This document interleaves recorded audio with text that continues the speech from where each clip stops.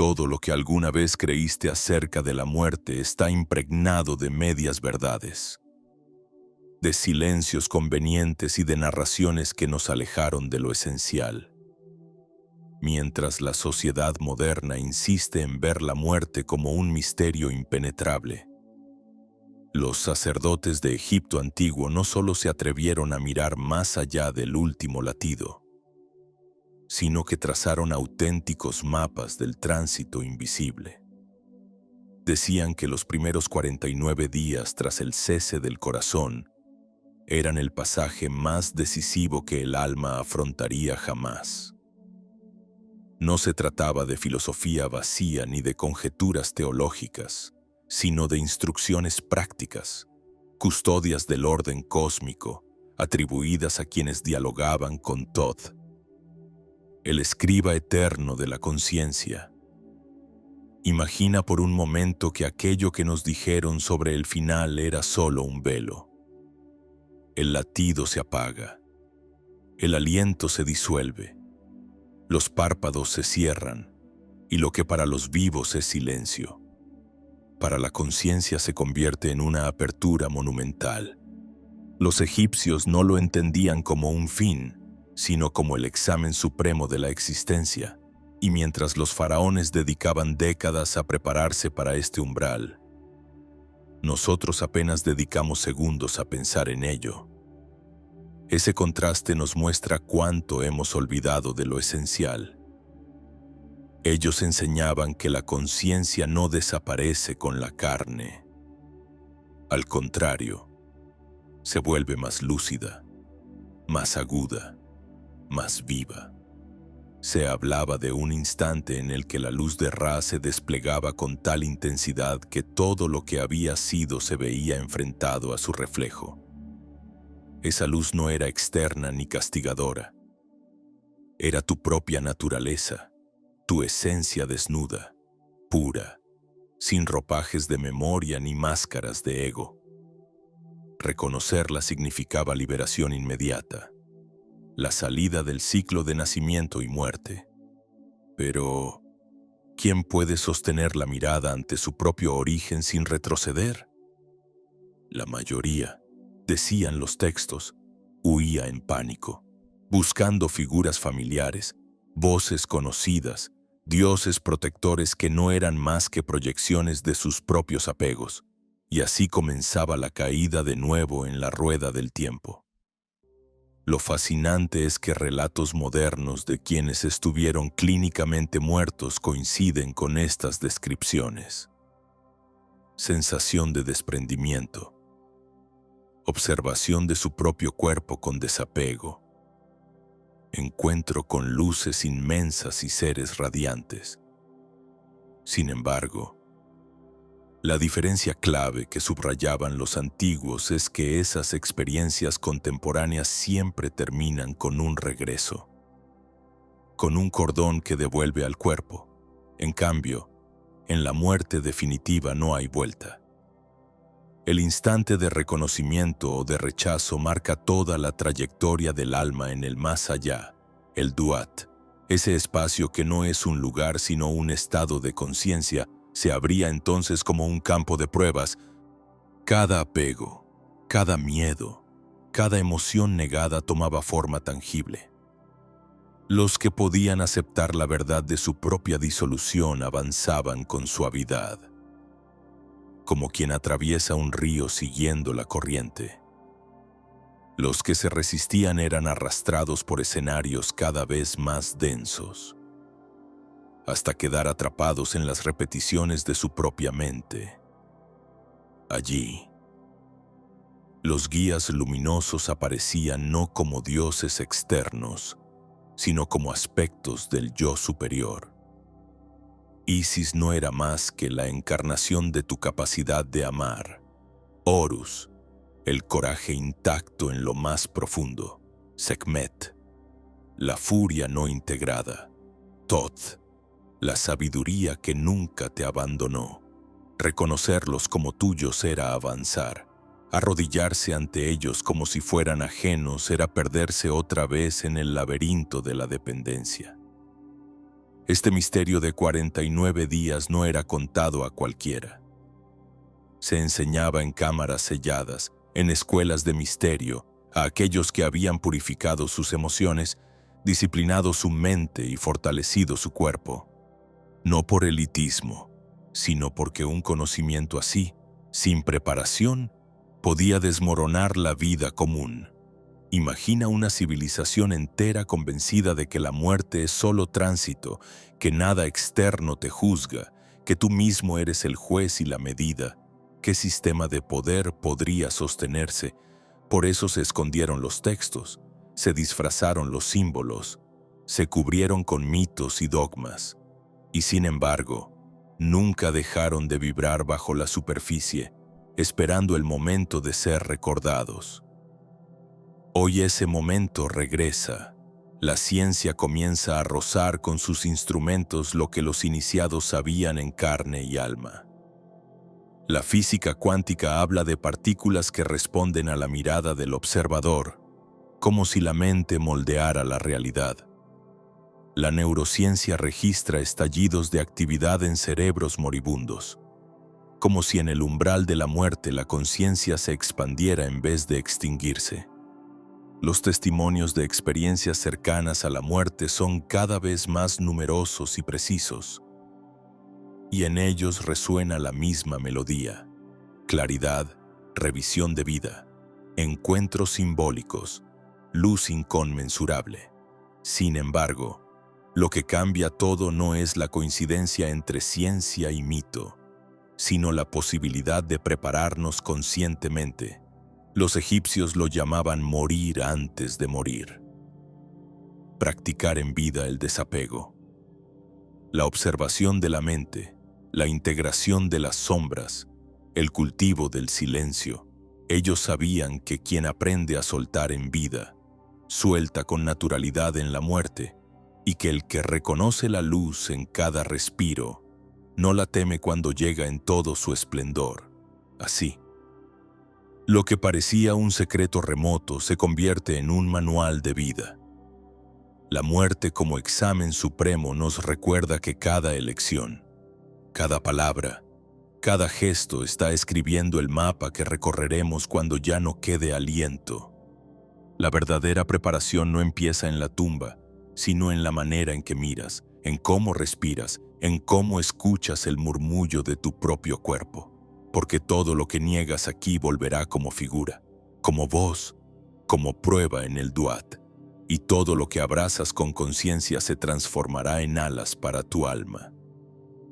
Entonces, mientras lees estas palabras, detente un instante, siente el aire entrando, siente cómo tu pecho se expande, escucha el latido que aún resuena.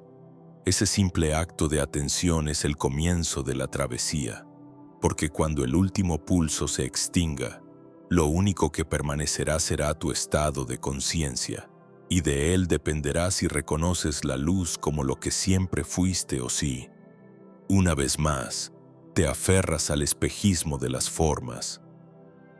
La enseñanza de Thoth no fue una promesa para pocos elegidos, sino un espejo para todo aquel dispuesto a recordar, y ese espejo está frente a ti ahora. Lo que los sacerdotes antiguos llamaban mapa no era un dibujo en papiro ni un conjunto de fórmulas mágicas, sino un entramado vivo de símbolos que apuntaban a la arquitectura invisible de la conciencia. Cada jeroglífico, cada relieve en piedra, cada canto en las ceremonias nocturnas en los templos de Luxor y Karnak no era un adorno, sino una pieza de un código, la palabra que más repetían, la que aún nos llega a través de los siglos, era la correspondencia. Como es arriba, es abajo, como es dentro, es fuera. Pero no era un lema abstracto, sino un principio operativo. Significaba que aquello que vibra en lo sutil se refleja en lo material y que el universo entero funciona como un espejo de tu interior. Por eso insistían en que el verdadero templo no eran las pirámides ni los muros de piedra, sino el cuerpo mismo. Cada latido, cada respiración, cada emoción sostenida, formaba parte de una partitura vibracional que el cosmos sabía leer con precisión implacable. Imagina un pentagrama invisible donde cada pensamiento es una nota y cada emoción es un acorde.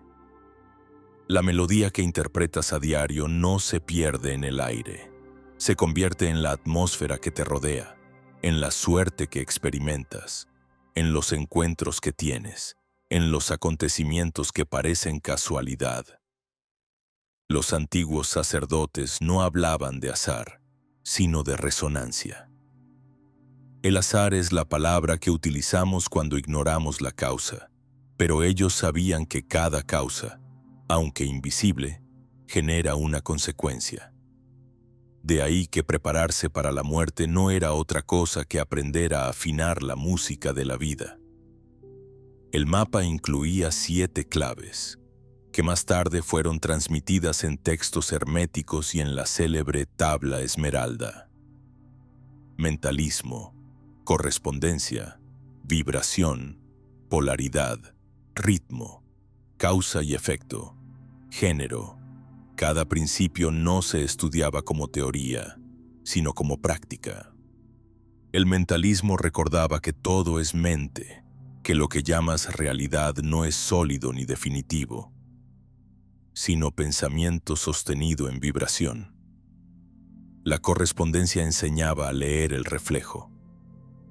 Lo que observas afuera es la sombra de lo que sostienes adentro. La vibración insistía en que nada está quieto, que todo se mueve, y que elegir tu frecuencia es elegir tu mundo. La polaridad mostraba que cada extremo encierra a su contrario, que el frío y el calor son grados de la misma sustancia, y que la sabiduría consiste en aprender a moverse en ese eje. El ritmo recordaba que todo fluye y refluye, que hay mareas invisibles que laten en tu sangre y en las órbitas de los astros. La causa y efecto enseñaban que no hay efecto sin raíz, que lo que siembras en lo sutil cosechas en lo tangible, y el género revelaba que todo nace de la unión de 2 fuerzas, lo activo y lo receptivo, lo masculino y lo femenino, presentes en ti más allá de tu cuerpo. Lo sorprendente es que estos principios no eran enseñados en conferencias, sino transmitidos como vibración. El aprendiz pasaba años en silencio, aprendiendo a respirar de un modo que alineara su cuerpo con el pulso del universo. A veces permanecían días en cámaras subterráneas oscuras, sin estímulos externos, enfrentando los fantasmas de su mente, para descubrir que lo que proyectaban allí abajo era lo mismo que encontrarían tras la muerte. Así aprendían a reconocer sus propias proyecciones y a no dejarse engañar. El mapa era práctico, te mostraba cómo soltar lo que no eras para que, llegado el momento, pudieras reconocer lo que siempre fuiste, hoy, de maneras distintas. La ciencia empieza a rozar estas mismas claves. Cuando un físico habla del principio de incertidumbre y del colapso de la función de onda, está describiendo con otro idioma lo mismo que el hermetismo expresó como mentalismo. La conciencia participa en la creación de la realidad. Cuando la biología moderna observa cómo las emociones alteran la química de las células y cómo las creencias influyen en la salud, está confirmando lo que Todd susurraba, que la vibración organiza la materia. Cuando la psicología describe el fenómeno de la proyección, que hace que veas en otros lo que niegas en ti, no hace más que repetir la correspondencia. El lenguaje cambia, pero la raíz permanece. Por eso, cuando los sacerdotes hablaban de los 49 días tras la muerte, no se limitaban a describir lo que ocurriría entonces, sino que enseñaban a vivir ya en coherencia. No esperes a morir para enfrentar tus sombras, obsérvalas ahora. No aguardes el tránsito para reconocer la luz. Reconócela en tu respiración cotidiana, No pospongas la revisión de tu vida hasta el juicio del corazón. Mírate ya, con honestidad, y observa el peso de tus pensamientos. Ellos sabían que la práctica diaria era la mejor preparación, porque lo que entrenas en vida se activa automáticamente en la muerte. Si prestas atención, este mapa ya vibra en tu día a día. Piensa en las veces que has sentido que algo estaba a punto de suceder y efectivamente sucedió, o en los momentos en los que una emoción intensa pareció atraer una situación correspondiente. No es magia, es correspondencia en acción. Piensa en las sincronías. Un número que se repite, un libro que cae, una canción que suena justo cuando necesitabas escucharla. El mapa se manifiesta en pequeñas pistas, pero solemos ignorarlas por considerarlas coincidencias. Sin embargo, los iniciados veían en ellas señales de que estabas en el sendero, recordatorios de que la realidad responde a tu frecuencia. La preparación consistía en aprender a leer esas señales, en convertir la vida en una práctica de atención.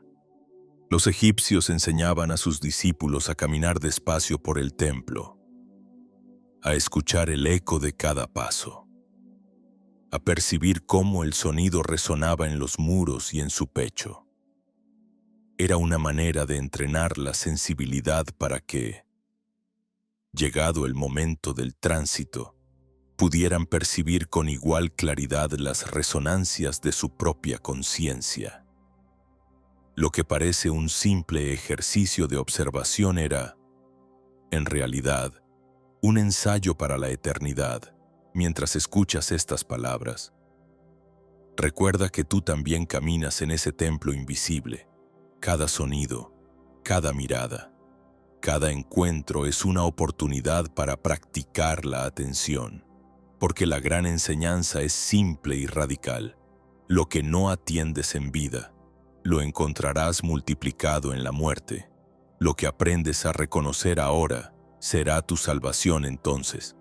El mapa no está fuera, está latiendo en ti, esperando que lo leas, y al leerlo, comienzas a recordar que tu destino no es el miedo ni el olvido, sino la libertad de reconocer lo eterno en lo efímero. Cuando el corazón se detiene y el último aliento abandona los labios, no todo termina. Según un texto egipcio oculto durante 5 milenios. Apenas comienza el examen más importante de la existencia. Los primeros 49 días después de la muerte.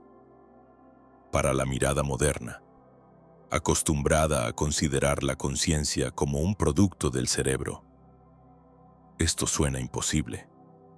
Pero para los sacerdotes de Tebas y Hermópolis era conocimiento práctico, transmitido como mapas detallados que solo los iniciados podían descifrar. Ellos afirmaban que este tránsito estaba cuidadosamente diseñado por la inteligencia cósmica, no como castigo, sino como la última y definitiva oportunidad de recordar quién eres en realidad. El primer instante, inmediatamente después de la separación, es descrito con precisión inquietante. Un silencio absoluto cubre el cuerpo, pero la conciencia experimenta la sensación de ligereza extrema. El alma se encuentra por primera vez sin ancla, flotando en un estado de lucidez que ningún sueño ha logrado igualar. Desde ese punto, la prueba comienza. Reconocer la luz primordial de Ra o replegarse en las viejas proyecciones mentales. Los textos dicen que casi nadie soporta esa radiancia. Es tan vasta, tan pura, que la mente, acostumbrada a identificarse con nombres, historias y emociones, siente vértigo. Allí está la primera bifurcación, liberarse o caer de nuevo en la rueda de nacimientos. El documento, atribuido a Thoth, describe cómo, tras los primeros instantes, se inicia una serie de etapas que se extienden durante 49 días. Cada etapa es una confrontación con los propios apegos y sombras. En los primeros 7 días, el alma regresa instintivamente a los lugares familiares de su vida terrenal. La casa, la cama, los seres queridos. Intenta hablar, tocar, gritar, pero nadie responde. Esa impotencia abre la primera herida. Comprender que la vida física ha terminado de manera irreversible. Quienes aceptan esta verdad con serenidad avanzan. Quienes se resisten generan densidades que complican el camino. Los siguientes días, narran los sacerdotes, aparecen figuras luminosas. No son dioses externos, sino proyecciones del ser superior. Isis puede mostrarse con alas protectoras, Horus con su fuerza invencible, Osiris con su majestad serena. El alma siente devoción y tiende a arrodillarse, buscando salvación externa. Pero el texto advierte con claridad: si confundes estas apariciones con divinidades ajenas, quedarás atrapado. Solo quien reconoce en ellas su propia sabiduría interior puede integrarlas y seguir avanzando. Esta es la segunda gran prueba, y la mayoría fracasa, repitiendo el viejo error de buscar fuera lo que siempre estuvo dentro. A medida que pasan las semanas, el escenario se intensifica. Lo no resuelto durante la vida se manifiesta con forma tangible. Los rencores se convierten en figuras hostiles, los miedos en monstruos, las culpas en cadenas. Todo lo negado regresa para ser enfrentado. No hay juez externo, no hay demonio ajeno, es la conciencia reflejando sus propios contenidos. Esta etapa es llamada por los textos el crisol del alma, porque de ella depende la dirección final del viaje. Aquí se revela la coherencia del principio hermético. Lo que no reconoces en vida, lo encontrarás multiplicado tras la muerte. El momento culminante de este tránsito llega hacia el día 28, cuando el alma es conducida a lo que los egipcios llamaron la sala de las dos verdades. Allí no se trata de un tribunal con dioses castigadores, como más tarde se simplificó en mitos populares. Es un estado de conciencia donde ya no es posible mentirse. El corazón del difunto se coloca en una balanza junto a la pluma de Maat, símbolo de la verdad cósmica. Pero no es un ritual externo, es la experiencia directa de revivir cada instante de la vida desde la perspectiva de todos aquellos que tocaste. El insulto que lanzaste vuelve a ti con el dolor que provocó. La caricia que diste retorna con la ternura que generó. Es un repaso total, no para condenarte, sino para que comprendas la red de resonancias que tus actos tejieron. Lo más perturbador es que este repaso no sucede como una película lineal, sino como una simultaneidad avasalladora. Cada momento de tu vida se despliega a la vez, cada emoción, cada consecuencia, y tú la sientes toda. Algunos experimentan dicha infinita al reconocer el amor que sembraron, otros un peso insoportable al sentir la herida que dejaron. El texto dice que aquí no hay engaño posible, porque la conciencia no puede mentirse a sí misma. Después de esta experiencia, comienza la fase más peligrosa. Los últimos 21 días, aquí, las proyecciones del deseo toman fuerza. El alma empieza a ver visiones de placeres, riquezas, oportunidades que reflejan sus apegos más profundos. Una persona obsesionada con el poder ve tronos y ejércitos. Quien vivió con hambre de amor ve figuras que le prometen compañía eterna. El secreto que revela el texto es inquietante. En ese momento, Esas visiones son trampas que conducen directamente a una nueva encarnación. El deseo actúa como imán. Basta con ceder un segundo, con aferrarse a una de esas imágenes. Y la conciencia es arrastrada hacia una matriz, hacia un nuevo nacimiento. Los sabios afirmaban que solo una minoría logra superar esta última etapa, porque exige un desapego radical. Significa observar todas las visiones, incluso las más hermosas, y no engancharse. Permanecer en silencio, como testigo, hasta que finalmente surge de nuevo la gran luz. Y si entonces el alma la reconoce como su propia esencia, la liberación ocurre. Esa era la promesa del texto secreto, la posibilidad de escapar del ciclo eterno en un solo instante de claridad. Lo impresionante es que descripciones modernas de experiencias cercanas a la muerte encajan con este mapa milenario. Personas de distintas culturas relatan cómo se sienten atraídas por luces, cómo ven a familiares fallecidos, cómo revisan su vida en un destello. La diferencia, según los sacerdotes, es que esas experiencias concluyen con un regreso, con un cordón que los devuelve al cuerpo. En la muerte definitiva no hay retorno. Por eso insistían en prepararse mientras la vida aún palpita. Así, los primeros 49 días después de la muerte no son un mito poético, sino un proceso preciso que revela el peso real de nuestras acciones y pensamientos. Cada emoción que no resolviste, cada verdad que negaste, cada apego que alimentaste, se convierte en paisaje, en figura, en obstáculo. No existe castigo divino, existe resonancia. Y la resonancia no perdona olvidos. El secreto guardado durante 5000 años, escondido en símbolos, sellado en tumbas y templos, no era solo para los faraones. Era un recordatorio para la humanidad entera. La muerte es el examen final de la conciencia y la preparación comienza ahora. En cada respiro, en cada gesto de sinceridad contigo mismo. Quienes comprendan esto no necesitarán esperar al último día para empezar a liberarse. Ya en vida podrán entrenar el arte de soltar, de observar, de reconocer la luz que siempre estuvo allí. Y cuando llegue el tránsito, no se perderán en proyecciones, porque sabrán distinguir entre lo ilusorio y lo eterno. La pregunta entonces no es qué ocurrirá después de morir. La verdadera pregunta es, ¿cómo estás viviendo hoy?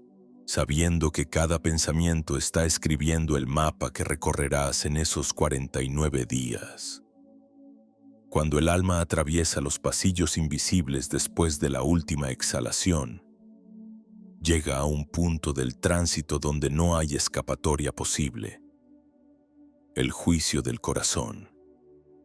No es un tribunal con dioses severos mirando desde tronos dorados, como a menudo se nos ha contado en versiones simplificadas de los mitos egipcios. Es mucho más íntimo, más insoportable y al mismo tiempo más justo. Los textos secretos, ocultos por 5000 años, lo describen con un detalle que aún hoy estremece. Cada conciencia entra en la llamada sala de las dos verdades, y allí se enfrenta a la balanza de Ma'at, una pluma, símbolo de la verdad cósmica. Se coloca en un platillo y en el otro se deposita el corazón del difunto, no en sentido literal, sino como esencia vibratoria de todo lo vivido. Los iniciados sabían que no hay nada que puedas esconder en ese instante, porque no es un juez externo quien evalúa, eres tú mismo confrontado con la totalidad de tu vida. La balanza no mide pecados ni virtudes en un código humano. Mide resonancias, mide coherencia. El corazón se hace ligero cuando la vida fue vivida en verdad, en autenticidad, en conexión con la armonía universal. El corazón se hace pesado cuando acumuló engaños, máscaras, culpas, cuando se negó a reconocer lo evidente. Y lo más impactante es que en este juicio no ves tu vida como un recuerdo distante, sino que la experimentas de nuevo, desde todos los ángulos posibles. Ese momento cruel y sagrado a la vez es descrito como una expansión absoluta de conciencia. Revives cada palabra que pronunciaste, cada gesto que ofreciste, pero no desde tu perspectiva, sino desde quienes lo recibieron. Si alguna vez heriste a alguien con un insulto, sentirás el golpe como lo sintió esa persona, el eco de su herida, la cadena de consecuencias que provocó. Si alguna vez regalaste una mirada de ternura a un desconocido, experimentarás el alivio que esa simple chispa encendió en él, y cómo ese alivio se multiplicó en actos posteriores.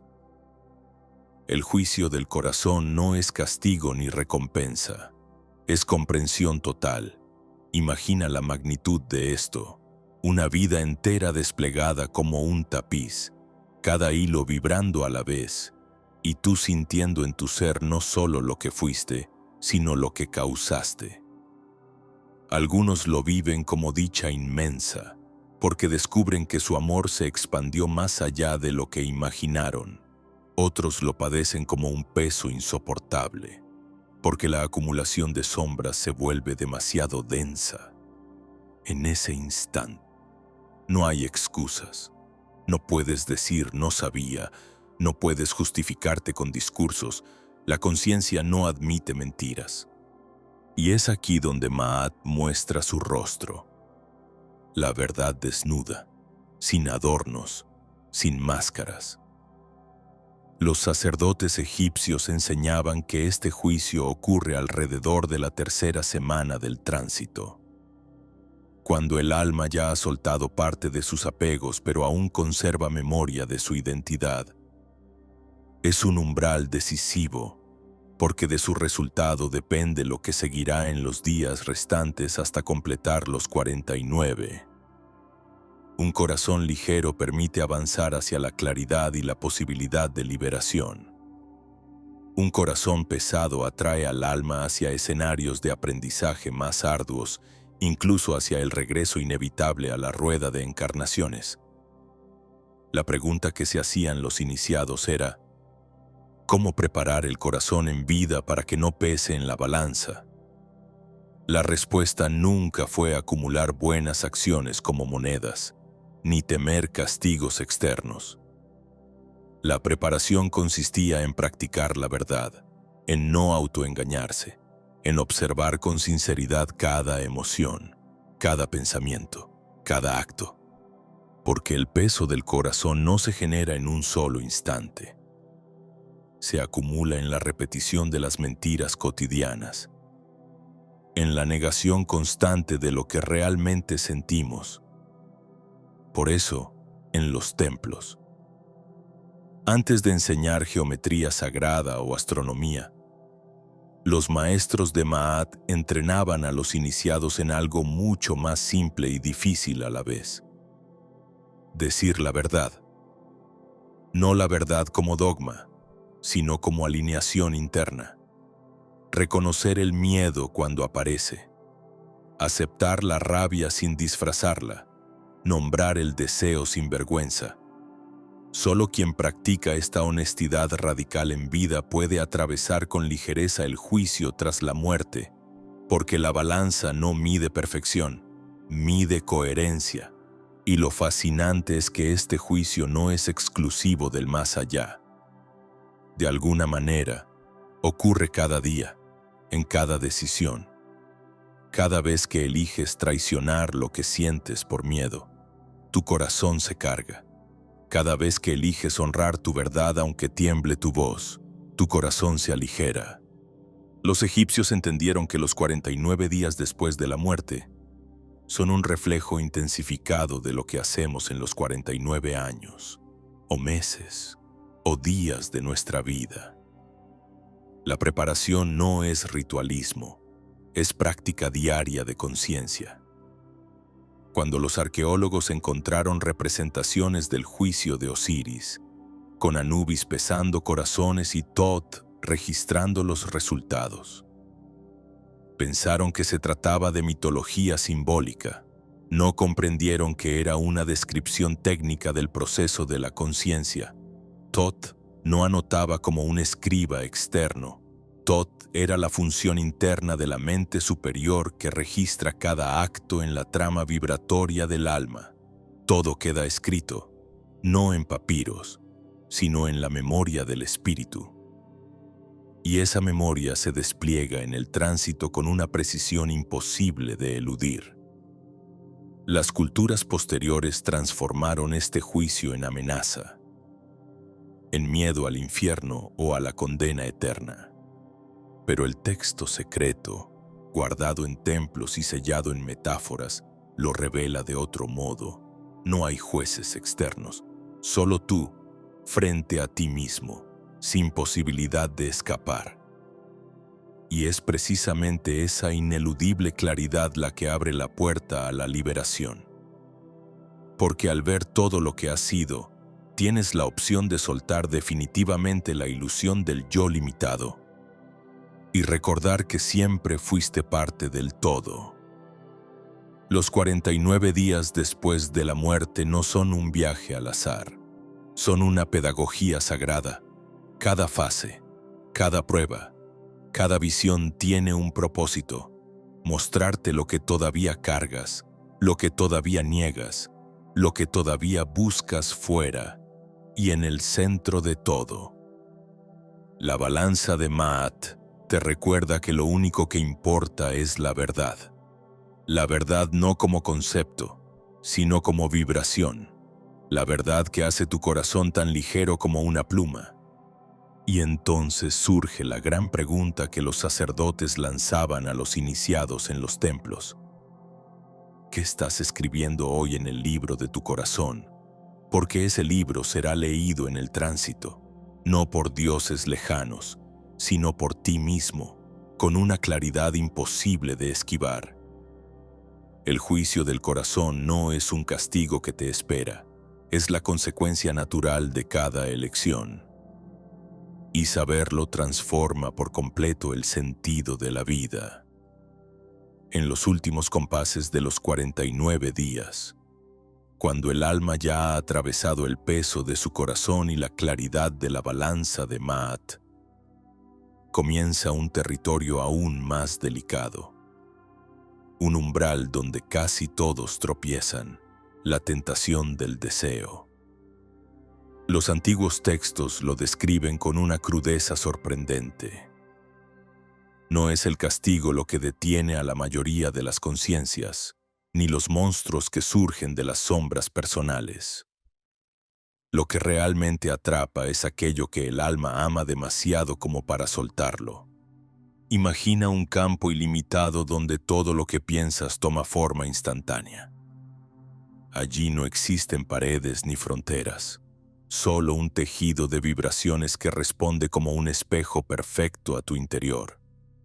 Has dejado atrás la carne, los huesos, la respiración. Sin embargo, los pensamientos persisten, las emociones laten, los apegos siguen palpitando como brasas encendidas. Y entonces, como si el cosmos escuchara tus anhelos más profundos, comienzan a desplegarse imágenes que parecen más reales que la vida misma. Quien vivió atado al poder ve tronos resplandecientes, ciudades que lo aclaman, ejércitos aguardando órdenes. Quien buscó amor sin encontrarlo contempla brazos abiertos, sonrisas cálidas, promesas de compañía eterna. Quien tuvo hambre, ve banquetes interminables. Quien deseó juventud, se ve a sí mismo rejuvenecido, sin arrugas ni cansancio. Esas visiones parecen dones, pero son trampas. El texto guardado por 5 milenios lo nombra con una palabra inquietante: Espejismos.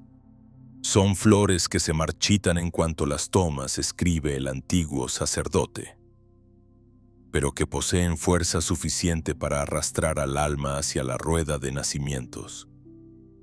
Porque en el instante en que te aferras a una de esas formas, la energía de tu conciencia se densifica, vibra en resonancia con la materia y queda atraída de manera irreversible hacia el vientre de una mujer. Allí comienza de nuevo la encarnación. Allí la memoria se borra. Allí la rueda gira una vez más. Los iniciados llamaban a este tramo del viaje la tentación de las formas. Sabían que no se trataba de entidades externas lanzando anzuelos, sino de los propios deseos no resueltos desplegándose con poder. Decían que esta etapa era la más cruel y la más justa, porque nadie podía culpar a otro. El alma no era forzada, simplemente elegía volver a lo conocido en lugar de entregarse a lo desconocido de la luz. Y aquí reside la enseñanza más radical. El texto insiste en que, aunque las visiones se presenten como hermosas, aunque prometan consuelo, en realidad son cadenas. La prueba consiste en mirar lo que siempre anhelaste y no aferrarte. Observar la visión de tu madre llamándote, de tu pareja perdida abrazándote, de tus hijos corriendo hacia ti y aún así permanecer en silencio, sin engancharte, sin dejar que la emoción te arrastre. Solo los que logran esta renuncia alcanzan lo que el papiro llama la segunda muerte, la muerte del yo que desea. Esa segunda muerte es, paradójicamente, el nacimiento en la libertad, pero casi nadie lo logra. Los sacerdotes reconocían que de cada 1000 almas, apenas una se mantenía firme en esa prueba. Y esa minoría era la que se liberaba de la rueda de encarnaciones, fusionándose con la luz que lo contiene todo. El resto, la gran mayoría, cedía al espejismo y era devuelta a la vida terrenal, a un nuevo ciclo de aprendizaje. Los textos describen cómo funciona ese regreso. No es aleatorio. No caes en cualquier cuerpo, en cualquier familia. La atracción se produce por resonancia. El alma se acerca magnéticamente a aquellos padres cuya vibración coincide con los patrones no resueltos que arrastra. Una conciencia marcada por la sensación de abandono encontrará un hogar donde esa herida vuelva a desplegarse, ya sea en un padre ausente o en una madre emocionalmente distante. Un alma obsesionada con el control hallará circunstancias que le permitan ejercitarlo o enfrentarse a su límite. No hay casualidad. Hay correspondencia vibratoria. Los sacerdotes expresaban esta verdad con sencillez. El hijo llama a los padres y los padres llaman al hijo. La elección no ocurre en la superficie de la mente, sino en la profundidad de la vibración. Así, la encarnación no es castigo, sino espejo. El alma regresa al lugar exacto donde podrá trabajar lo que no supo liberar en los 49 días. El proceso es tan preciso que los sabios lo comparaban con un río. Decían que la corriente de un río siempre encuentra el cauce que corresponde a su caudal. Si el alma fluye con densidad de ira, hallará un cauce donde la ira sea el lenguaje dominante. Si fluye con vibración de amor incondicional, hallará un cauce donde ese amor pueda expandirse. El agua nunca se equivoca de camino. La vibración nunca se equivoca de destino. En este punto, conviene recordar que la liberación no depende de la perfección, sino de la lucidez. El texto repite una advertencia. No es el pecado lo que arrastra, sino el olvido. porque incluso un alma cargada de errores puede liberarse si, al final, reconoce las visiones como ilusorias y se entrega a la luz. Y, por el contrario, un alma que acumuló buenas obras puede caer de nuevo si se aferra a ellas como trofeos que no quiere soltar. La prueba no es moral, es vibracional. Esto desconcierta a nuestra mente moderna, educada en dualismos de premio y castigo. Pero para los antiguos egipcios, la lógica era distinta. Todo el proceso después de la muerte es un entrenamiento para la conciencia. Cada visión, cada prueba, cada encuentro con sombras y con luces, tiene un único propósito: revelar al alma si está lista para reconocerse como parte del todo o si aún necesita volver a la escuela de la vida. Y he aquí lo más perturbador. Esta fase final no es diferente de lo que ocurre en la vida cotidiana. Cada día nos enfrentamos a pequeños espejismos, anhelamos reconocimiento, seguridad, placer y nos aferramos. Cuando lo obtenemos, se disuelve. Cuando lo perdemos, sufrimos. La diferencia es que en la muerte no hay cuerpo que amortigüe, no hay tiempo que dilate, no hay olvido posible. Todo ocurre con intensidad pura, con inmediatez. La ilusión se muestra tan perfecta que casi nadie sospecha. Los sacerdotes se preparaban para ello practicando lo que llamaban morir antes de morir. Se internaban en cámaras oscuras, permanecían horas sin estímulos, entrando en estados donde las visiones aparecían espontáneamente. Aprendían a mirarlas sin engancharse, a observar sin identificarse. Así entrenaban la capacidad de soltar, para que llegado el momento pudieran reconocer la diferencia entre la luz real y los reflejos de la mente. El texto cuenta la historia de un iniciado que, en sus prácticas, vio repetidamente a su difunta madre llamarlo con dulzura. Cada vez sentía el impulso de correr hacia ella, pero aprendió a quedarse inmóvil, observando. Con el tiempo descubrió que aquella figura se deshacía en humo y que detrás de ella brillaba una luz indescriptible. Esa fue la lección. Lo amado no se pierde. Lo amado es la misma luz. Este conocimiento cambia por completo nuestra relación con la vida. Porque si sabemos que los últimos días después de la muerte estarán llenos de espejismos, ¿no es acaso sensato empezar a soltar ahora? Soltar el apego a la imagen, a la opinión ajena, a los logros acumulados. Aprender a amar sin poseer, a disfrutar sin necesitar retener, a mirar la belleza sin querer fijarla. Cada acto de desapego en vida es un entrenamiento para la prueba final. Los textos advierten que en esos días la tentación puede presentarse incluso en forma de seres luminosos. Isis, Horus, Osiris pueden aparecer radiantes, ofreciendo refugio y protección, y sin embargo, todo es reflejo. El verdadero iniciado no se inclina, no se aferra, no suplica, reconoce en ellos cualidades de su propia alma y continúa hacia la luz. La diferencia entre esclavitud y liberación es tan sutil que un solo instante de distracción puede marcar toda la eternidad. Así concluyen los 49 días, no con trompetas ni castigos, sino con un instante de elección. O reconoces la luz como tu propia esencia y te liberas, o te aferras a una forma y regresas.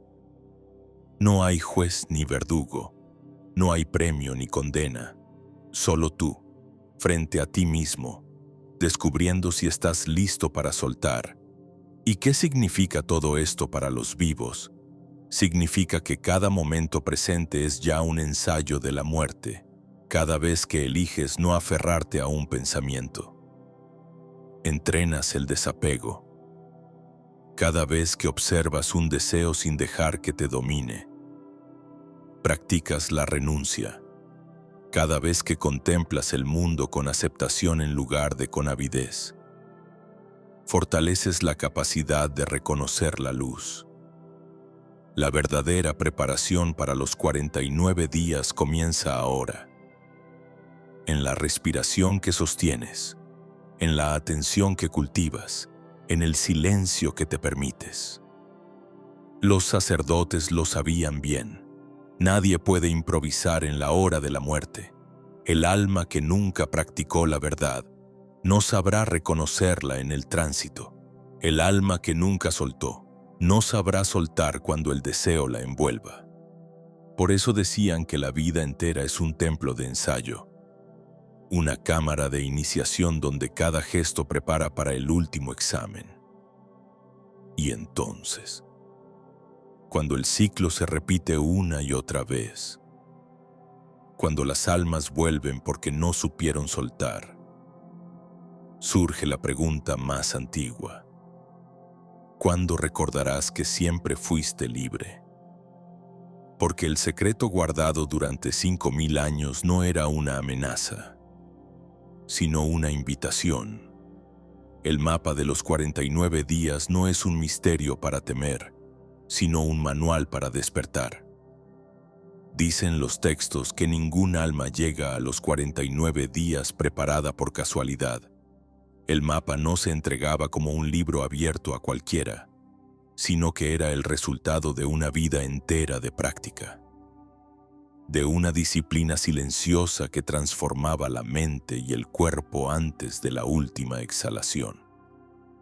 Para los sacerdotes del Nilo, la muerte no era un abismo súbito, era un examen anunciado, y todo el tiempo que respirabas era un entrenamiento. El problema es que nosotros, en esta era moderna, gastamos la vida evitando pensar en ese instante, como si ignorarlo lo borrara. Ellos, en cambio, lo ensayaban cada día. En los templos de Tebas y en las cámaras subterráneas de Saqqara, los iniciados practicaban lo que llamaban morir antes de morir. Entraban en recintos sellados, donde ni la luz del sol ni el ruido del mundo podían alcanzarlos. Allí permanecían en absoluta oscuridad durante horas, a veces días, enfrentando lo que el cuerpo interpreta como amenaza: la pérdida de control, el silencio, la soledad. Y en ese vacío aprendían a mantener la calma, a no huir, a no fabricarse distracciones, porque sabían que el tránsito después de la última respiración se sentiría exactamente así. Un espacio sin referencias, un océano de silencio que a la mente no entrenada le parece insoportable. Un relato conservado en fragmentos cuenta la experiencia de un joven sacerdote llamado Menkaura. Había sido escogido a los 17 años para ingresar a la casa de instrucción. En su primera prueba fue dejado en una cámara oscura bajo la pirámide escalonada. El aire era denso, su corazón golpeaba como tambor. Durante las primeras horas sintió que enloquecía, que su mente inventaba voces, sombras, recuerdos, pero no había salida. En medio de su angustia, recordó las palabras de su maestro: no luches contra la oscuridad, mírala hasta que deje de ser enemiga. Entonces empezó a observar sus propios pensamientos como si fueran aves cruzando el cielo. Pasó miedo, sí, pero también descubrió que el miedo era solo un movimiento interno, no un monstruo real. Cuando los sacerdotes lo sacaron al día siguiente, sus ojos apenas soportaban la luz, pero en su interior algo había cambiado. Ya no temía tanto al silencio. Había dado el primer paso hacia la libertad. Esa práctica tenía un objetivo claro: preparar la conciencia para los espejismos del más allá. porque quien aprende a mirar sus pensamientos sin identificarse con ellos en vida, sabrá reconocerlos como ilusiones después de la muerte. Quien logra sostener la calma en la oscuridad de una cámara, tendrá más posibilidades de reconocer la oscuridad del tránsito como un espacio neutro y no como un castigo. Hoy, aunque no tenemos pirámides ni sacerdotes, podemos practicar algo parecido. Te invito a probar ahora mismo, aunque sea por un minuto. Cierra los ojos. Deja que el aire entre sin forzarlo.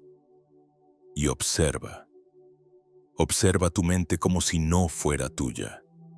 Como si fueras un viajero sentado en la orilla de un río viendo cómo pasan hojas arrastradas por la corriente. Algunas son pensamientos de miedo, otras de deseo, otras simples recuerdos. No las detengas, no las sigas, solo míralas. En este simple acto de testigo, dejas de ser prisionero de tus propias creaciones. Y eso, según los egipcios, es exactamente el músculo que necesitarás al morir.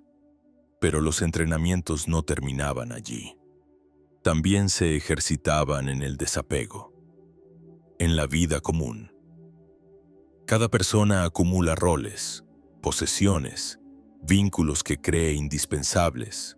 Los iniciados, en cambio, eran despojados de todo, pasaban ayunos prolongados, dejaban de pronunciar su nombre durante rituales, entregaban objetos preciados para que fueran quemados. No era crueldad, era pedagogía espiritual. El alma que se acostumbra a soltar cada día no tiembla cuando le toca soltar el cuerpo. El texto atribuido a Todd lo explica con una frase inquietante. Lo que no aprendas a entregar en vida, te será arrancado en la muerte. ¿Y qué significa esto para nosotros?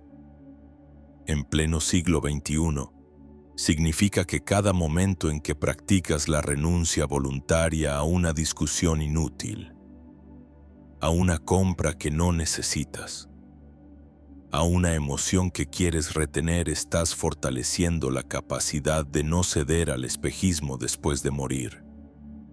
La práctica no requiere templos, requiere decisión. Un ejercicio sencillo que puedes hacer es este. Toma un objeto que signifique algo para ti, una prenda, un recuerdo, un libro. Míralo con atención. Reconoce el valor que tiene, la historia que carga. Luego imagina que lo entregas, que se quema o se pierde para siempre. Observa lo que sientes. Quizá tristeza, quizá resistencia. Quédate allí, sin huir. Permite que esa sensación se disuelva. Cuando logres mirar el objeto sin angustia, habrás dado un pequeño paso en el arte del desapego. Esa microrenuncia es un ensayo de lo que tu alma enfrentará en los 49 días. Los iniciados también practicaban el control de la respiración. El papiro de Amenti describe un ejercicio llamado el puente del aliento. Decía, así como el aire entra y sale, también la conciencia cruza entre mundos. Inhalaban contando 4, sostenían contando 4, exhalaban contando 8. Con cada ciclo entrenaban la mente a permanecer atenta, a no huir hacia distracciones. Este patrón de 4-4-8 sorprendentemente coincide con técnicas modernas de regulación del sistema nervioso. ¿Coincidencia? ¿O prueba de que la sabiduría antigua ya sabía lo que ahora la ciencia redescubre? Prueba ahora mismo. Inhala contando hasta 4. Mantén el aire contando 4. Exhala contando hasta 8. Hazlo 3 veces. Nota cómo tu mente se aquieta. Cómo la ansiedad disminuye. Esto no es un truco de relajación. Es un ensayo de la disciplina que necesitarás cuando tu conciencia, sin cuerpo, sienta pánico en el tránsito. El aliento entrenado en vida se convierte en memoria vibracional que acompaña después de la muerte. Menkara, Aquel joven sacerdote escribió décadas más tarde: «Cuando llegue mi hora, no temeré, porque ya he muerto 1000 veces en vida». Y esa era la clave: transformar la vida en laboratorio de la muerte, practicar la calma en la oscuridad, el desapego en lo cotidiano, la respiración consciente en cada instante. Cada ejercicio era una pieza de armadura invisible que protegería el alma durante los 49 días. Nosotros podemos reírnos, pensar que son historias de un mundo remoto, pero la neurociencia moderna nos da pistas inquietantes. Personas en estado de muerte clínica describen lo mismo que los sacerdotes entrenaban: un túnel oscuro, voces, figuras familiares, sensación de flotar sobre el cuerpo. Algunos regresan aterrorizados, otros con una paz profunda. ¿Cuál es la diferencia?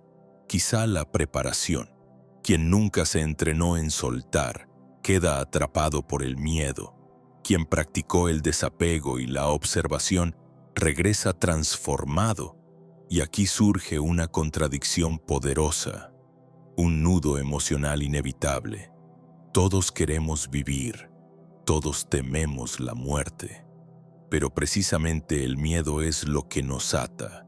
Los egipcios decían: el que teme morir ya está muerto, el que acepta morir ya es libre. Esta paradoja late en cada respiración. Cuanto más huyes de la idea de la muerte, más prisionero eres. Cuanto más la abrazas como maestra, más plenamente vives. Imagínalo, una vida donde cada emoción difícil es un maestro, cada pérdida un ensayo, cada silencio una práctica, una vida que no espera la última hora para prepararse, sino que convierte cada día en entrenamiento. Eso es lo que la enseñanza de Thoth quería transmitir.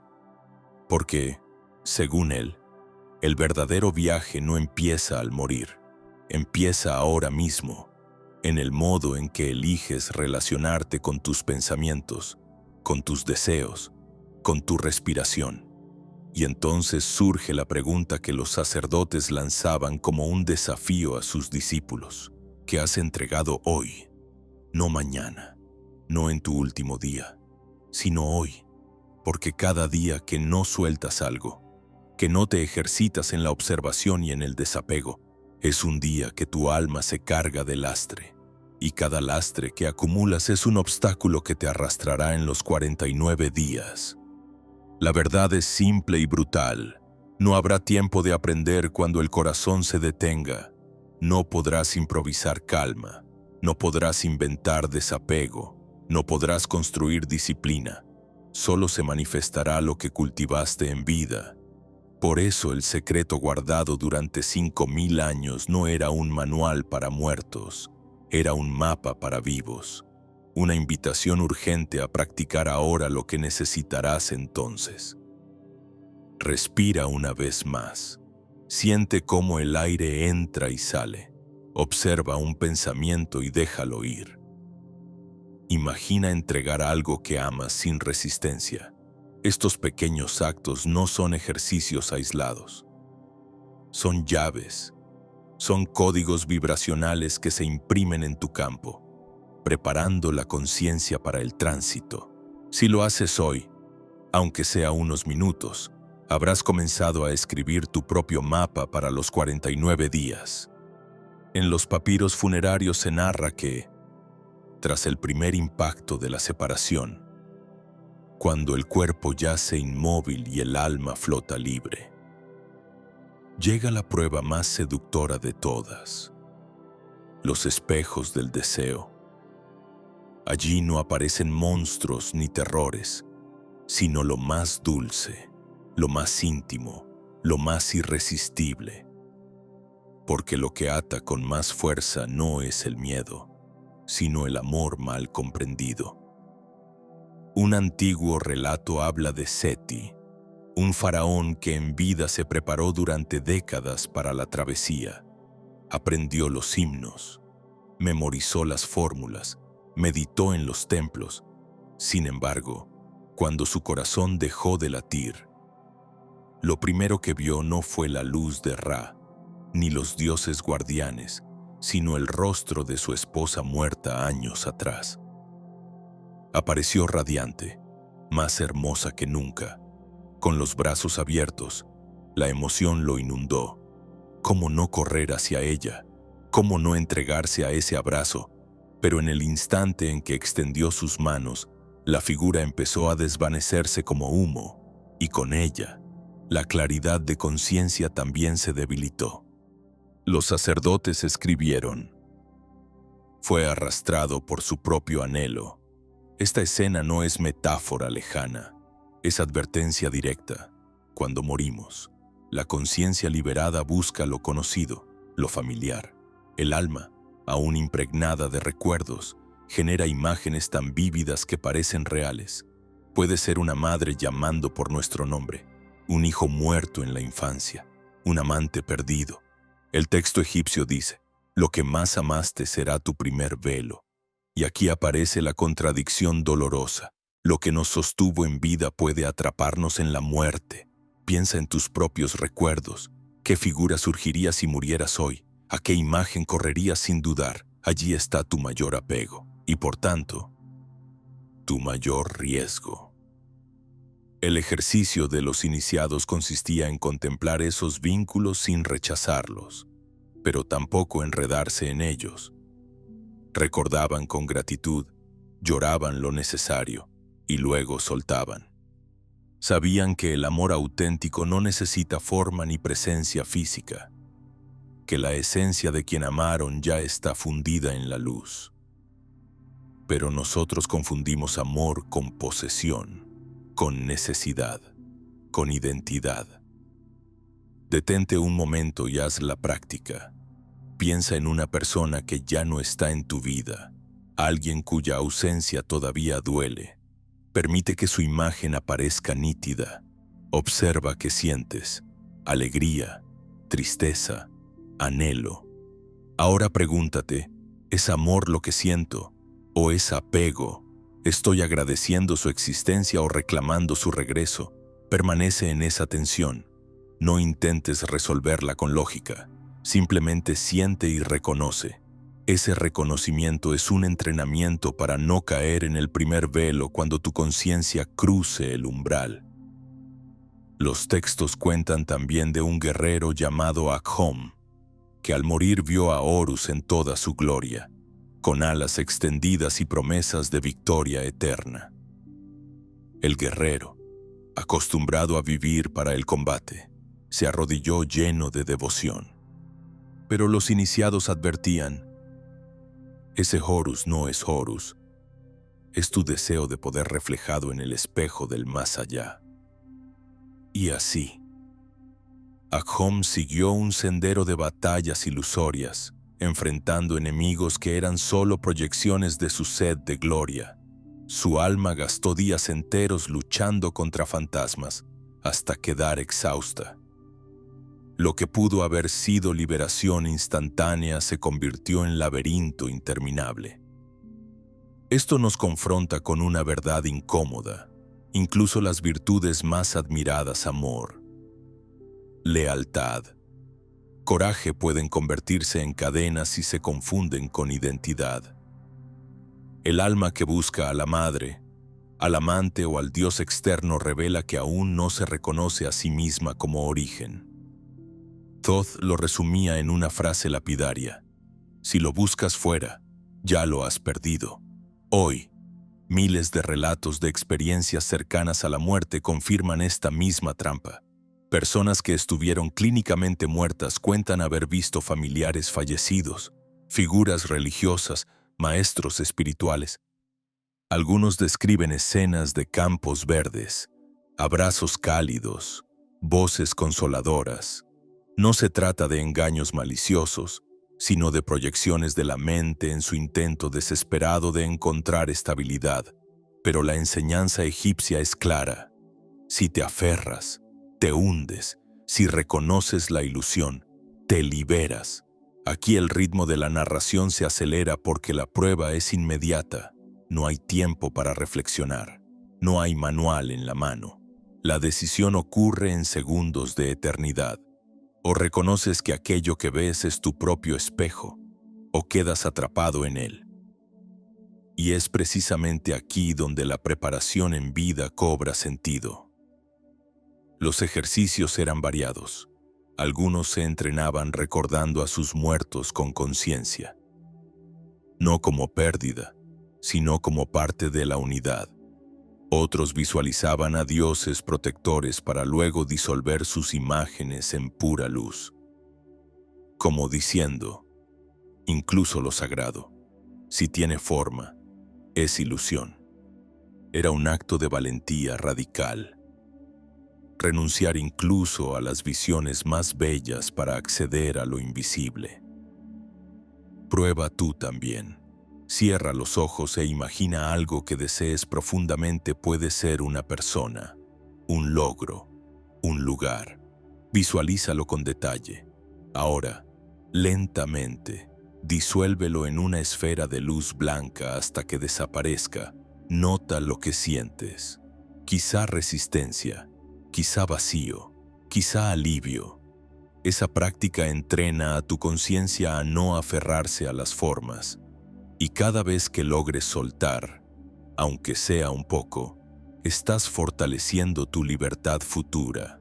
Los papiros advierten con crudeza: quien se aferra a las voces será conducido de regreso a la rueda.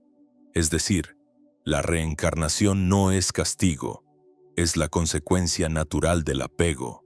Lo que no sueltas te arrastra, lo que no reconoces como ilusión te obliga a repetir la lección. Aquí se esconde una paradoja que sacude la mente. ¿Cómo puede el amor, lo más noble del ser humano, convertirse en trampa? La respuesta está en la diferencia entre amor y apego. El amor verdadero libera, expande, ilumina. El apego exige, reclama, condiciona. El primero reconoce la unidad esencial, el segundo teme a la separación, en la frontera entre la vida y la muerte. Esa diferencia es cuestión de libertad o de esclavitud. Imagina a Seti otra vez, frente a su esposa luminosa. Si en lugar de correr hacia ella hubiera dicho: te reconozco, te agradezco y te dejo ir, su alma habría atravesado el velo y alcanzado la luz de Ra, pero su anhelo lo encadenó a ciclos de ilusiones. La enseñanza es brutal y a la vez liberadora. Nadie puede salvarte, ni siquiera el rostro más amado. Solo el reconocimiento de tu verdadera naturaleza. Mientras reflexionas en esto, observa cómo resuena en tu vida cotidiana. ¿Cuántas veces has perseguido una imagen, un recuerdo, un deseo, creyendo que allí estaba tu plenitud, y al alcanzarlo, ¿no descubriste acaso que la satisfacción era efímera, que pronto volvía la sed? Esa misma dinámica se amplifica tras la muerte. Lo que no resolvemos aquí se convierte en laberinto allá. Por eso, los sacerdotes decían que el verdadero templo no estaba en piedra, sino en la práctica diaria de soltar. Cada pensamiento observado sin apego, cada emoción atravesada sin huida, cada recuerdo agradecido sin posesión, es un ladrillo en la construcción de tu libertad. Y ahora, mientras lees estas palabras, puedes sentirlo. El velo no está solo después de la muerte, está aquí. Aparece cada vez que confundes ilusión con realidad, cada vez que das más poder a la forma que a la esencia, y cada vez que reconoces ese velo, aunque sea un instante, estás ensayando la mayor prueba de todas. Porque el tránsito de los 49 días no es un mito lejano. Es la metáfora y a la vez la realidad de lo que tu conciencia vive en cada instante, en cada deseo, en cada apego, en cada espejismo. Ya estás decidiendo tu destino, y solo tú, con tu práctica, puedes liberarte. Cuando el alma atraviesa el primer velo, cuando ha soltado o no ha podido soltar los rostros de sus amados y los dioses que creía externos, comienza la etapa más inquietante de todas. Los textos la llaman la irrupción de las voces, y lo sorprendente no es que vengan de fuera, sino que nacen de dentro. El recién muerto escucha un murmullo al principio leve, como un viento lejano en un corredor vacío. Luego se intensifica, se multiplica, hasta convertirse en un coro ensordecedor. Voces de madre, de padre, de amigos, de maestros, de enemigos. Voces dulces y voces amenazantes. Todas reclaman: ven conmigo, no estás listo, tú me debes, este es tu lugar.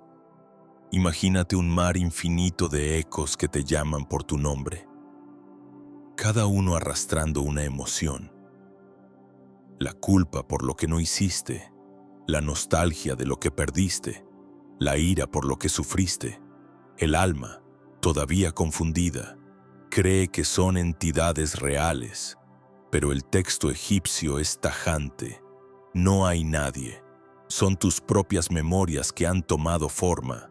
Y sin embargo, ¿cómo no ceder cuando la voz que escuchas es idéntica a la de tu madre muerta, repitiendo la frase con la que te consolaba de niño?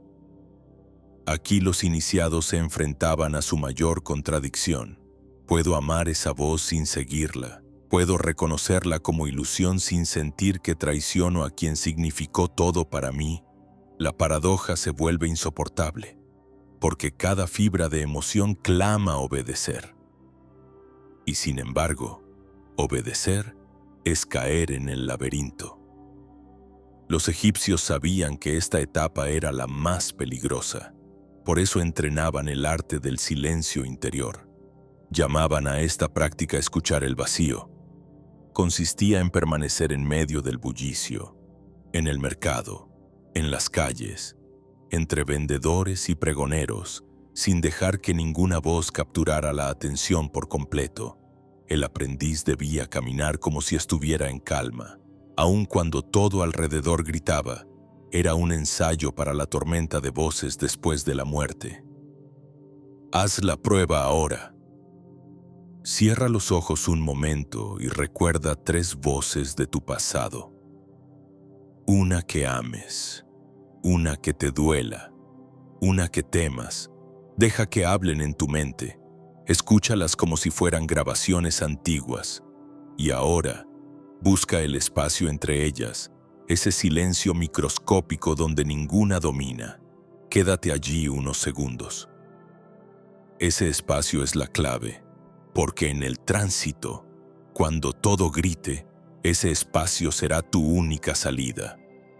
Las crónicas de un iniciado llamado Pajer muestran lo frágil que era este entrenamiento.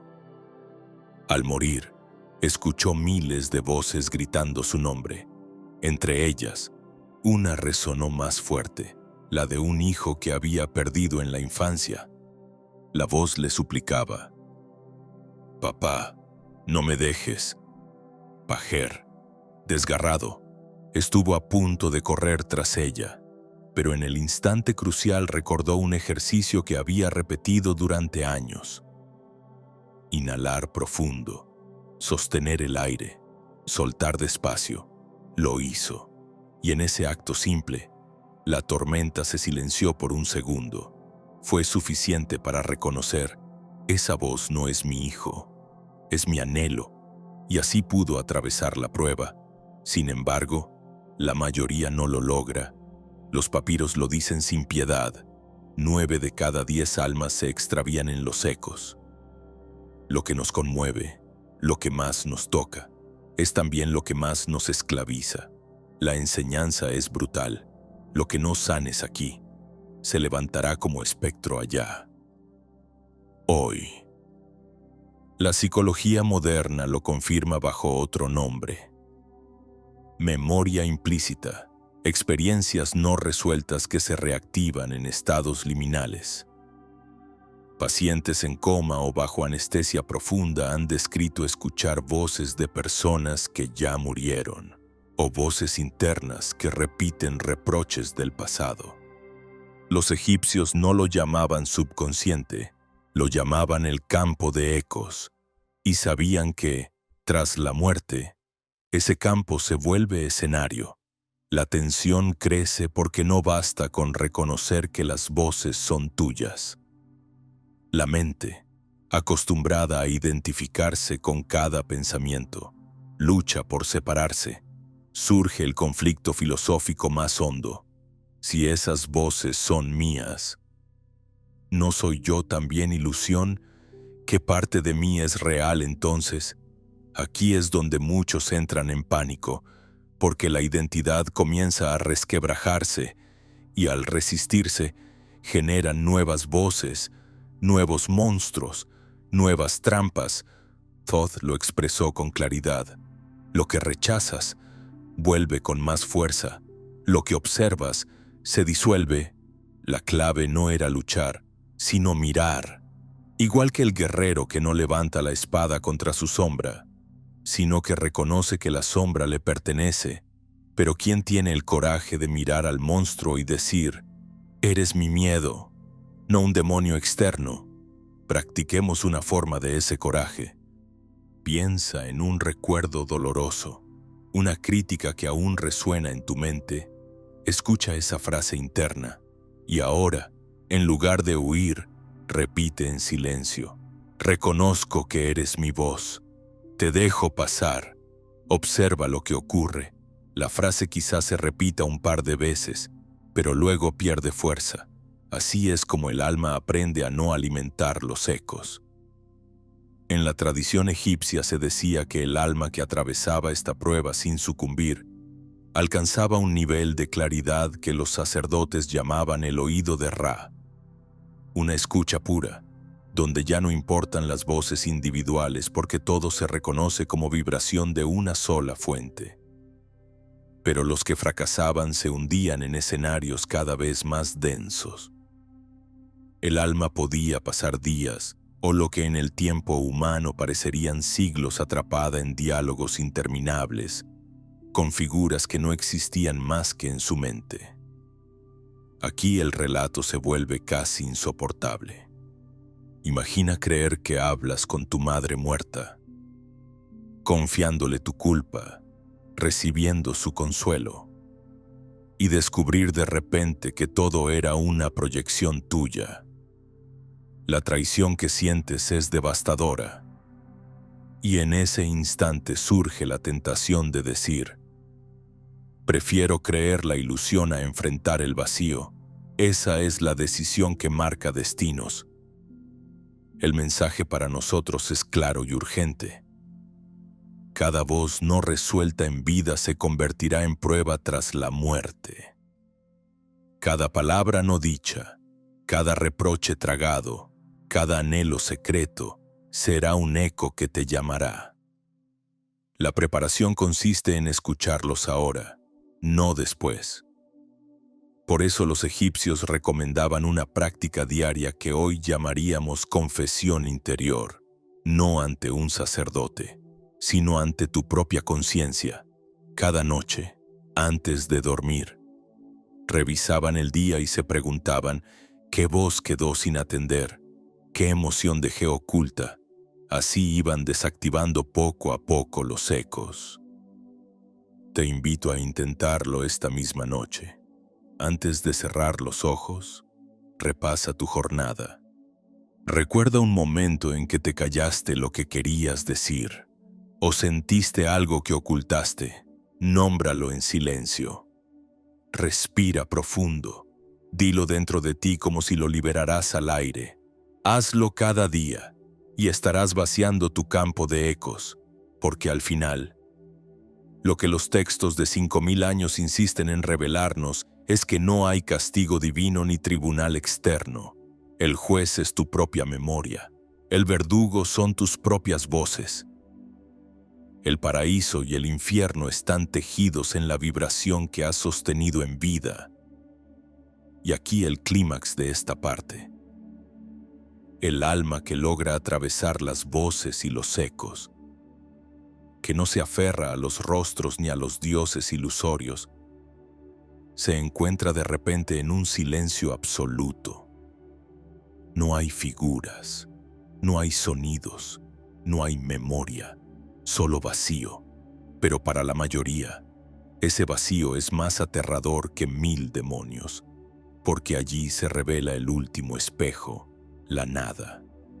El silencio después de las voces no es paz, es un abismo. Los textos egipcios lo llaman el gran vacío, el lugar donde la conciencia se enfrenta al espejo final. No hay imágenes que consuelen, no hay voces que acompañen, no hay deidades que guíen, solo un espacio oscuro, inmenso, insondable. Y lo más perturbador, no hay nadie más que tú. El iniciado que llega hasta aquí siente primero alivio, como si hubiera atravesado la tormenta, pero pronto ese alivio se convierte en vértigo, porque en el vacío el yo comienza a desintegrarse. Las memorias que todavía quedaban se disuelven como arena entre los dedos. La noción de yo soy empieza a flaquear, y aquí aparece la contradicción insoportable. Si sueltas completamente, desapareces. Si te aferras, te condenas a volver. Imagina el dilema. Después de toda una vida defendiendo tu identidad, construyendo un nombre, una historia, una memoria, ahora se te exige renunciar a todo ello, no como metáfora, sino como experiencia real. La nada te envuelve, y en esa nada no hay garantía de regreso. El texto advierte: el alma que teme a la disolución busca refugio en la materia, y así vuelve a encarnarse, arrastrada por su terror. Los sacerdotes eran cruelmente sinceros en su enseñanza. La mayoría falla aquí, porque lo que más tememos no son los demonios, ni la soledad, ni el dolor. Lo que más tememos es dejar de ser. Y sin embargo, ese es el único camino a la liberación. Una antigua inscripción relata el tránsito de una sacerdotisa llamada Neferura. Se dice que llegó al gran vacío después de haber superado las ilusiones y las voces. Allí sintió que se desvanecía. Su mente gritaba: voy a morir por segunda vez, esta vez para siempre. Pero en ese instante recordó una práctica que había repetido toda su vida: el morir antes de morir. En las cámaras del templo, había pasado horas imaginando la disolución completa de su cuerpo, de su nombre, de su historia. Cada vez que lo hacía, volvía aterrada, pero un poco más libre. Gracias a ese entrenamiento, cuando la oscuridad la envolvió, no se resistió, se entregó, y en la entrega, descubrió que el vacío no era vacío, era plenitud. La paradoja se resuelve en un instante de rendición. Lo que parecía la muerte definitiva se revela como nacimiento. El alma que acepta desaparecer se reconoce como lo que nunca nació ni puede morir. Conciencia pura, sin forma, sin límites. Eso es lo que los textos llaman la unión con el claro de Ra. Pero piensa en la violencia de esta experiencia. Todo lo que creía ser se desploma. Es como estar de pie en un precipicio y dar un paso adelante sin suelo, sin alas, sin certeza. ¿Quién se atrevería? ¿Quién no intentaría retroceder a la seguridad de una identidad? Aunque eso signifique volver a la rueda del tiempo, aquí está la contradicción en su punto más alto. La seguridad es prisión, el riesgo absoluto es libertad. El amor a tu yo te encadena, la muerte de tu yo te libera.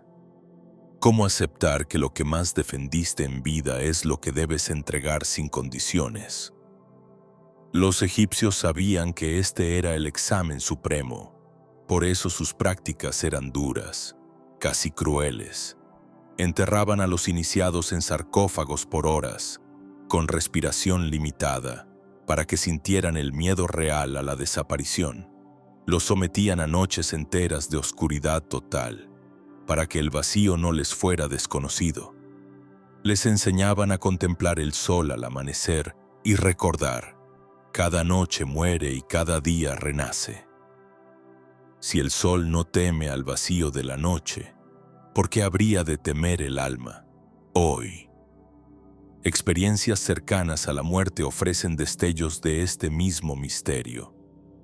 Personas que estuvieron clínicamente muertas describen un momento en que todo se oscureció por completo. Algunos lo llamaron el gran apagón, otros dijeron que fue como ser devorados por un vacío. Muchos regresaron aterrados, pero unos pocos relataron algo diferente, que en medio de esa nada, de repente sintieron una paz indescriptible, una expansión que no podía compararse a nada humano. Su miedo se disolvió y lo que quedó fue una certeza: nunca habían dejado de existir. Este es el secreto que los textos de 5000 años protegían con tanto celo. El vacío es la puerta. Lo que parece la aniquilación es en realidad el retorno, pero solo lo sabe quien se atreve a cruzarlo. Ahora mismo, puedes entrenarte para ese momento. Cierra los ojos e imagina que todo lo que eres empieza a deshacerse. Tu nombre se borra, tus recuerdos se desvanecen, tus logros, tus heridas, tus deseos. Permanece un instante en esa nada. Observa la resistencia, el miedo, el impulso de aferrarte y luego, si puedes, suelta un poco más. Si logras siquiera por unos segundos sentirte presente en el vacío, sin buscar nada, habrás tocado el umbral. Esa es la práctica. El clímax de los textos llega aquí. Quien atraviesa el vacío reconoce que nunca hubo muerte. Quien retrocede será arrastrado de nuevo a la rueda. Y esa rueda puede durar milenios. El contraste es absoluto. Libertad eterna o retorno interminable. Y ahora entiende la magnitud de lo que esto implica. Todo en tu vida, cada apego, cada miedo, cada memoria no resuelta se convierte en materia prima de esa última prueba. No se trata de lo que creerás en el futuro, sino de cómo entrenas tu conciencia ahora. Sabes permanecer en silencio, sabes soltar una emoción sin identificarte con ella, sabes descansar en la nada sin entrar en pánico. Si puedes, estás preparando la victoria en el examen más importante de tu existencia. La tensión se rompe en una revelación. Lo que temías como vacío es en realidad tu verdadero hogar. Lo que parecía oscuridad era solo la incapacidad de tus ojos para percibir la luz sin forma. Y la frase de Todd resuena con más claridad que nunca. La muerte no es final, es espejo, y solo quien atraviesa su reflejo descubre lo que nunca estuvo oculto. Así concluye la prueba de los 49 días. Un camino sembrado de rostros seductores, voces ensordecedoras y el vacío más aterrador. Un camino donde casi todos caen y unos pocos, muy pocos, se liberan. Pero ahora tú conoces el mapa, no porque alguien lo haya inventado, sino porque fue preservado durante 5 milenios por los guardianes del misterio. Lo que hagas con este conocimiento marcará tu destino, porque al final, la enseñanza es brutalmente simple. Lo que no sueltes en vida te atrapará en la muerte, y lo que aprendas a soltar ahora será tu pasaporte a la libertad. El vacío te espera, y en él no se decide si mueres, sino si recuerdas todo lo que parecía desgarrar la conciencia: las voces, los dioses ilusorios, los monstruos de la sombra, y el vacío mismo se revela, al final, como un espejo. No hay tribunal externo, no hay castigo ni premio impuesto por fuerzas ajenas. El viaje de los 49 días es el encuentro definitivo contigo mismo, con cada capa de tu ser, con cada recuerdo amado y cada herida negada. Y cuando el alma finalmente se atreve a mirar sin huir, a reconocer sin resistir, la paradoja se disuelve.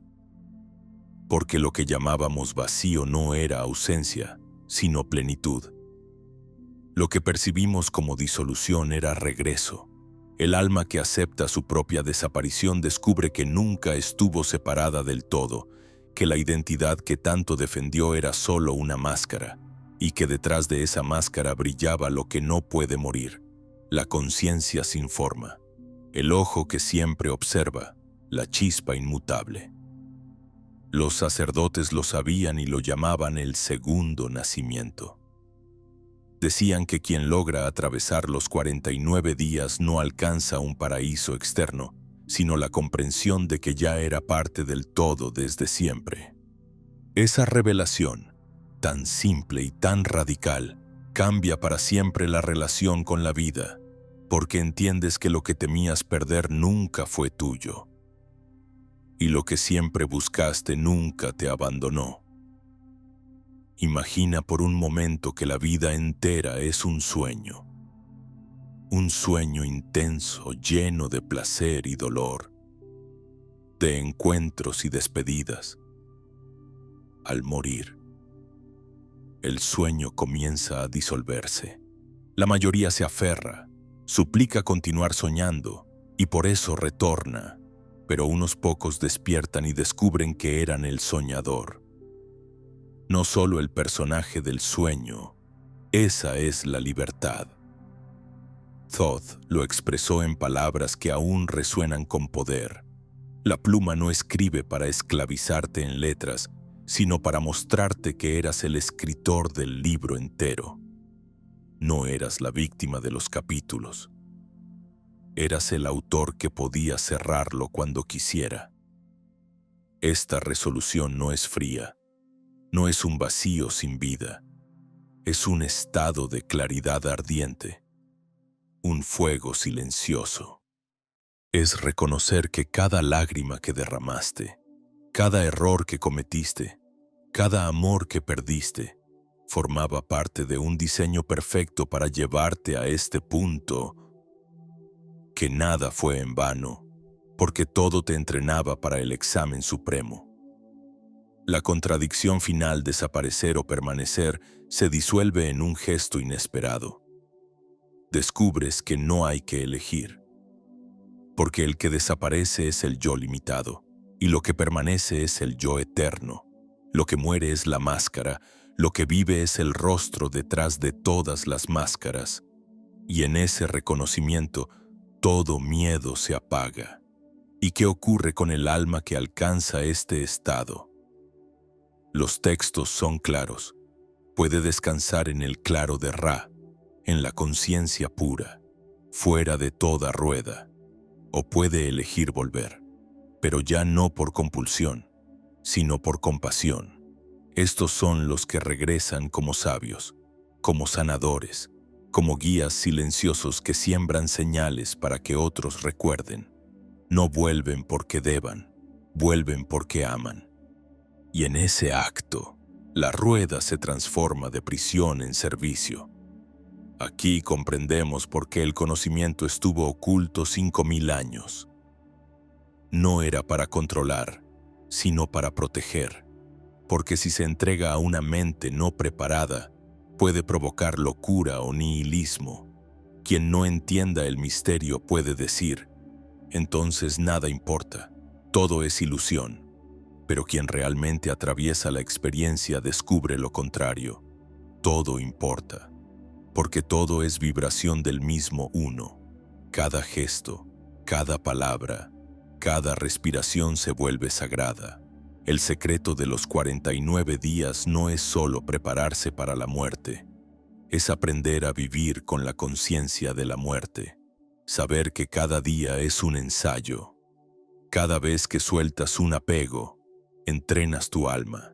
Cada vez que observas tu miedo en silencio, ensayas la gran prueba. Cada vez que eliges el amor en lugar de la reacción, cruzas un umbral. Los sacerdotes egipcios decían, quien muere en vida, no muere al morir. Y lo que querían decir era esto: si aprendes a soltar aquí, no temerás soltar allá. Si reconoces el vacío en meditación, no huirás de él en el tránsito.